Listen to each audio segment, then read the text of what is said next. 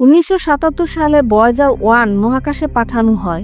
তখন হয়তো অনেকেই ভাবেনি এই ছোট্ট যন্ত্রটা একদিন পৃথিবী থেকে 24 বিলিয়ন কিলোমিটার দূরে চলে যাবে।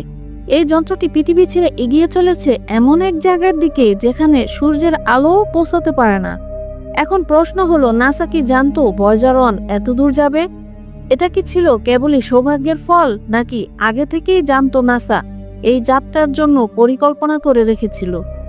আর যদি পড়ে থাকে, তাহলে কেন এই মিশনকে মূলত জুপিটার ও স্যাটার্নের উপর সীমাবদ্ধ রাখা হয়েছিল? এই ভিডিওতে আমরা সেই রহস্যের গভীরে যাব, বুঝে নেব ভয়েজার 1 এর পিছনে পরিকল্পনা, বিজ্ঞান ও উদ্দেশ্য। জানতে হলে ভিডিওটি শেষ পর্যন্ত দেখুন।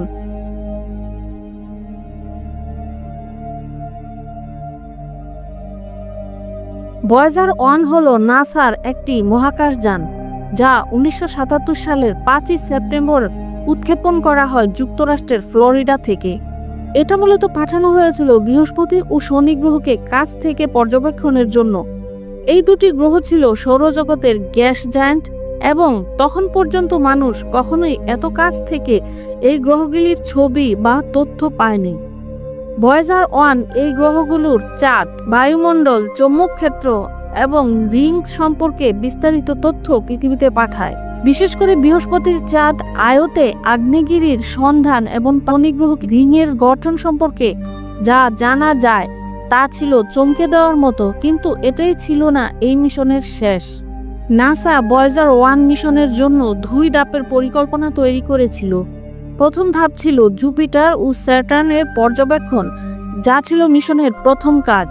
কিন্তু দ্বিতীয় ধাপ ছিল একটি সম্ভাব্য এক্সটার্ন মিশন, যেখানে যদি ভয়েজার 1 গ্রহগুলো পর্যবেক্ষণ শেষে এখনও সচল থাকে, তাহলে সেটিকে সৌরজগতের আরও বাইরের দিকে পাঠানো হবে।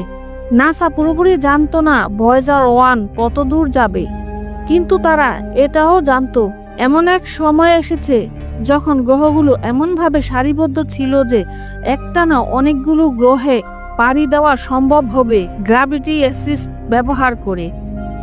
এই বিরল গ্রহ সারিবদ্ধ প্রতি 176 বছরে একবার ঘটে, এবং নাসা সেই সুযোগটা কাজে লাগাতে চেয়েছিল। তাহলে এটি এক সময় সৌরজগতের সীমানা পেরিয়ে যাবে। নাসার বিজ্ঞানীরা জানতেন যদি ভয়েজার 1 দীর্ঘ সময় ধরে কাজ করে, তাহলে এটি এক সময় সৌরজগতের সীমানা পেরিয়ে যাবে। যদিও মূল মিশন ছিল জুপিটার ও স্যাটার্ন পর্যবেক্ষণ, কিন্তু যেহেতু গ্রহগুলো পরিক্রমণ শেষে এটি খুব উচ্চ গতি নিয়ে বেরিয়ে যাবে সৌরজগৎ থেকে, তারা মনে করলো কেননা এটা একদিন ইন্টারস্টেলার স্পেসে যাবে। তাই ভয়েজার 1কে এমনভাবে তৈরি করা হয়েছিল যাতে সেটা অনেক দূর পর্যন্ত কাজ চালিয়ে যেতে পারে। এটি ছিল এক ধরনের কৌশলী প্রস্তুতি। একদিকে ছিল নির্দিষ্ট মিশন, অন্যদিকে সম্ভাব্য ভবিষ্যতের জন্য প্রস্তুতি। ভয়েজার 1-এ যে গোল্ডেন রেকর্ড সংযুক্ত ছিল, সেটাই অনেক বিজ্ঞানী ও সাধারণ মানুষের মনে এই ধারণা তৈরি করেছে নাসা শুরু থেকেই জানতো ভয়েজার 1 হয়তো একদিন অন্য কোনো সভ্যতার হাতে পৌঁছাবে। এই গোল্ডেন ডিস্কে ছিল পৃথিবীর বিভিন্ন ভাষায় বার্তা, ক্লাসিক্যাল ও লোকসঙ্গীত, মানুষের ছবি, প্রাণীর শব্দ, এমনকি হৃদয় স্পন্দনের রেকর্ডিং। এটি ছিল মহাজাগতিক এক প্রতীকী চিঠি, যেন ভবিষ্যতের কোনো বুদ্ধিমান প্রাণী একদিন আমাদের অস্তিত্ব সম্পর্কে জানতে পারে। এটি প্রমাণ করে নাসা ভয়েজার 1কে কেবল একটি বৈজ্ঞানিক যন্ত্র হিসাবে দেখেনি, বরং ভবিষ্যতের দূত হিসেবেও ভেবেছিল। ভয়েজার 1 এমনভাবে তৈরি করা হয়েছিল যাতে এটি কয়েক দশক ধরে কাজ করতে পারে। এতে সৌর প্যানেল ছিল না, কারণ সৌরজগতের বাইরের অংশ সূর্যের আলো অনেক কম, যা দিয়ে বিদ্যুৎ উৎপাদন সম্ভব নয়। এর বদলে ব্যবহার করা হয়েছে আরটিজি। এটি প্লুটোনিয়াম 238 নামক তেজস্ক্রিয় পদার্থ থেকে তাপ উৎপাদন করে বিদ্যুৎ তৈরি করে। এই বিদ্যুৎ দিয়েই যন্ত্রের সমস্ত সিস্টেম চালু রাখা হয়। যদিও সময়ের সাথে এর শক্তি কমছে, তারপরও এটি এখনও পৃথিবীর সঙ্গে যোগাযোগ বজায় রেখেছে, যা এক কথায় অবিশ্বাস্য। 2012 সালে ভয়েজার 1 একটি ঐতিহাসিক মাইলফলক স্পর্শ করে। এটি পৃথিবীর প্রথম মহাকাশযান হিসেবে হ্যালোইফাস পেরিয়ে যায়, অর্থাৎ সূর্যের প্রভাবের সীমানা ছাড়িয়ে গিয়ে প্রবেশ করে ইন্টারস্টেলার স্পেসে। বর্তমানে এটি পৃথিবী থেকে প্রায় 24 বিলিয়ন কিলোমিটার দূরে এবং সেই দূরত্বের জন্য একবার সিগন্যাল পাঠাতে পৃথিবীতে পৌঁছাতে সময় লাগে প্রায় 22 ঘন্টা। ভয়েজার 1 এখনও মহাকাশের কণা, কসমিক রে ও অন্যান্য দূরবর্তী তথ্য পৃথিবীতে পাঠাচ্ছে, যা বিজ্ঞানীদের কাছে অমূল্য। এখন আমরা যদি প্রশ্ন করি, নাসা কি আগে থেকেই জানতো ভয়েজার 1 একদিন ইন্টারস্টেলার স্পেসে পৌঁছাবে?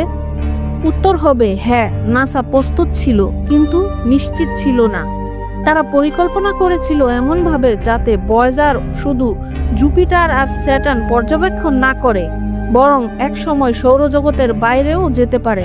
গোল্ডেন রেকর্ড, আরটিজি এবং স্পেসক্রাফটের ডিজাইন সেই দূরদর্শী চিন্তার প্রতিফলন। একভাবে বলা যায় এটি ছিল মানবজাতির এক দূরদৃষ্টির সম্পন্ন চেষ্টার ফল। ভয়েজার 1 শুধু একটা স্পেসক্রাফট নয়, এটা আমাদের সভ্যতার গল্প, আমাদের কৌতূহল আর অজানার প্রতি ভালোবাসার প্রতীক। যদি তুমি মহাকাশ বিজ্ঞানের ইতিহাস আর এমন চমকপ্রদ আবিষ্কারের গল্প ভালোবাসো, তাহলে আমাদের চ্যানেল দ্য আর্থ অবশ্যই সাবস্ক্রাইব করে রাখো।